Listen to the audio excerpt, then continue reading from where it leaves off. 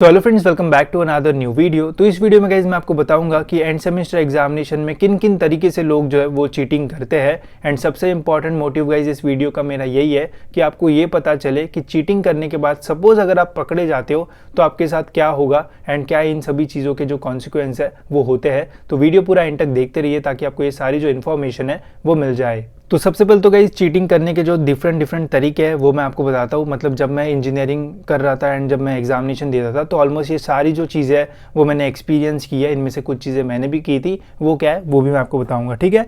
तो सबसे पहले guys normal way of cheating होती है जिसमें लोग अपने हाथ पे थोड़ी बहुत जो चीज़ है वो लिख के आते हैं। फिर कुछ लोगों को वॉल मिल जाती है गलती से, तो वॉल पे पहले से ही मतलब एग्जामिनर आने से पहले ही सारी जो चीज़ें वगैरह वो लिख लेते थे। एंड फिर इसके अलावा डेस्क वगैरह पे जो है वो लिख लेते थे। तो ये एकदम नॉर्मल है, मतलब ऑलमोस्ट सभी लोग ये जो है करते हैं। जो नहीं करते बहुत बढ़िया बात, जो करते हैं वो भी ठीक है, बट ये नॉर्मल है, ठीक है। इसमें ऐसे ज़्यादा जो चीज़ है वो नहीं होती है।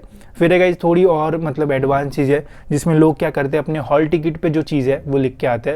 मतलब सपोज पेपर शुरू होने का है, पहली हॉल टिकट पे 2-3 फॉर्मूले वगैरह लिख के आ गए। पेपर जब मिलता है 5 मिनट पहले आंसर शीट देखने के लिए, फिल करने के लिए, तो उसी टाइम हॉल टिकट में सारी जो चीज़ें लिखी हुई है वही पेपर पे लिख दिया एंड हॉल टिकट की सारी जो चीज़ है वो मिटा दी। तो ऐसी भी चीज़ें जो है वो होती है। तो ये थोड़ी एडवांस है एंड इसमें बहुत सारे लोग फंस सकते हैं इसमें कि हॉल टिकट पे चीज़ें लिख के तो आते हैं एंड फिर मिटाना ही भूल जाते हैं। एंड जब एग्जामिनर्स वगैरह जो है वो आते हैं चेक करने के लिए तो वो आपका आईडी कार्ड हमेशा चेक करते हैं, मैक्सिमम टाइम चेक करते ही करते हैं। साथ ही में हॉल टिकट को ऐसे घुमा के देखते हैं, ठीक है। उधर कुछ लिखा रहा तो आपको पकड़ा जा सकता है, तो उसका जो है वो थोड़ा ध्यान रखना।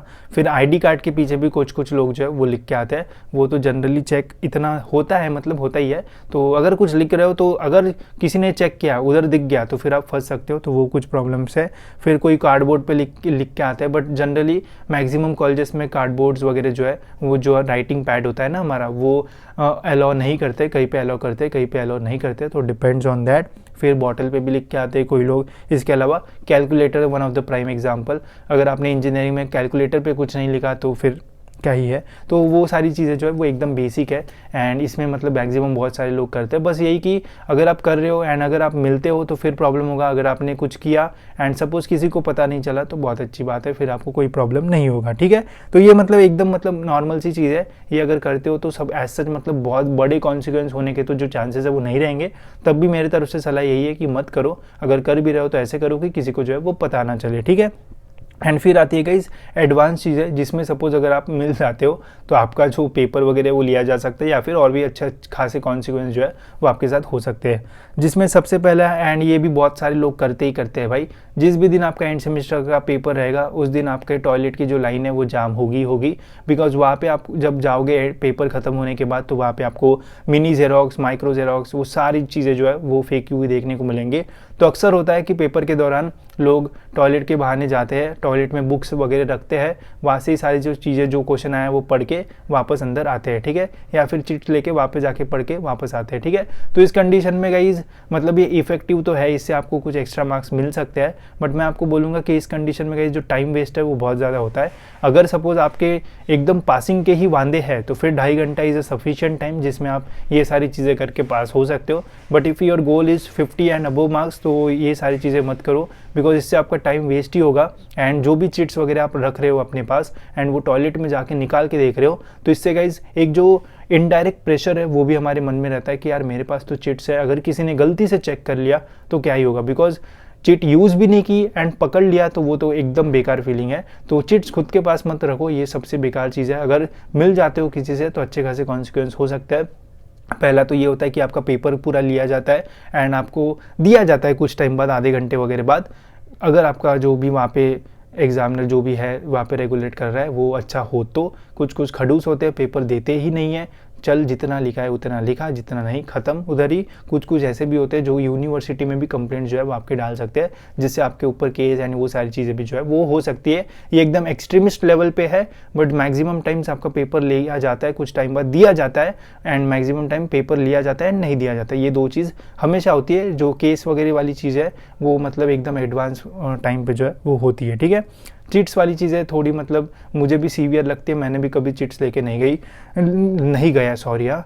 एंड जो कैलकुलेटर बॉटल नहीं, कैलकुलेटर, ID कार्ड, ये सारी चीज़ें मैंने की है, बट कभी भी मैं मिला नहीं हूँ, तो मुझे तो ऐसे कोई प्रॉब्लम नहीं हुआ, ठीक है। फिर इसके अलावा एक जीन्स वाला एंड रबर वाला भी आता है, जिसमें जीन्स को जो है वो बीच में से यहाँ पे फाड़ दिया जाता है, अंदर इधर चिट घुसाई जाती है एंड फिर निकाल दी जाती है एंड पढ़ के लिखा जाता है। तो ये सारी भी चीज़ें लोग करते हैं, तो मैं बोलूँगा कि ये मत करो, बिकॉज इससे गाइस जो मेंटल प्रेशर है ना वो बहुत ज़्यादा होता है। तो जितनी चीज़ें आपको आएगी वो भी आप भूल जाओगे एंड उस 5 मार्क्स के लिए आप जो है वो बहुत तरसोगे एंड सपोज वो क्वेश्चन नहीं आए तो फिर वो चीट निकाल के आपको जो है वो फेंकना भी पड़ सकता है। तो ये कुछ चीज़ें जो नहीं करना चाहिए। इसके अलावा वो रबर बैंड वाला, मतलब पैर में चिट्स फंसा के उसको रबर बैंड लगा के आते हैं, ताकि अगर कोई चेक भी करता है तो वो एकदम ऊपर रहते हैं, फिर निकाल के वो करते वगैरह। ये मैंने दिखाया भी था एक्चुअल में कि कैसे हुआ था, वो मेरे दूसरे चैनल पर एक व्लॉग था मेरे कॉलेज का, तो उसमें दिखाया था। बट ये चीज़ें थोड़ी मतलब ना एबनॉर्मल सी है, मतलब पकड़े गए तो बहुत लाता खाओगे, नहीं तो फिर अगर नहीं होगा तो अच्छे मार्क्स मिलेंगे।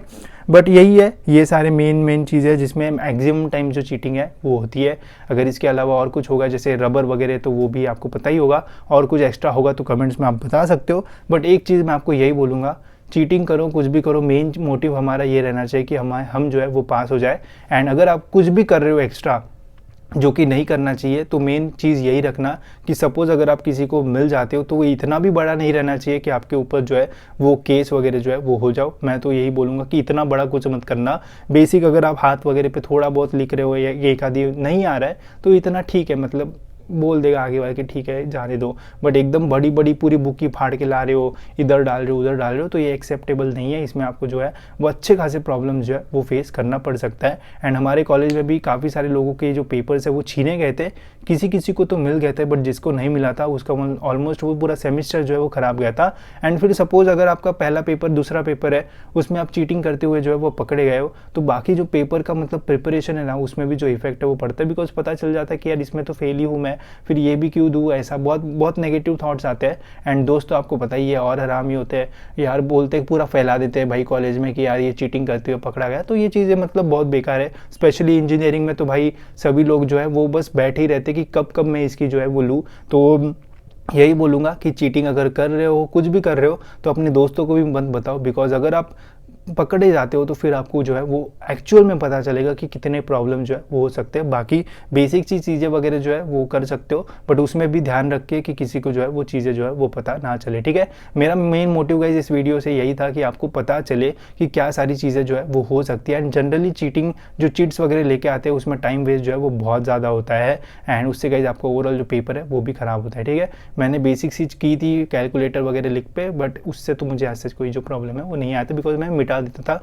जब भी कोई चेक करने के लिए आता था, तो ठीक है। बाकी इसके अलावा जो पेपर्स वगैरह है वो कैसे लिखना चाहिए वो भी वीडियो मैंने बताया है, कौन से क्वेश्चंस आपको सॉल्व करना चाहिए, क्या स्ट्रैटेजी रहना चाहिए, सारे क्वेश्चन पेपर्स भी मैंने डाल दिए। सारी चीज़ें अवेलेबल है, आप मेरे टेलीग्राम या फिर ऐप पे फ्री मटेरियल में देख लो, वहाँ पे आपको सारी जो चीज़ है वो मिल जाएगी।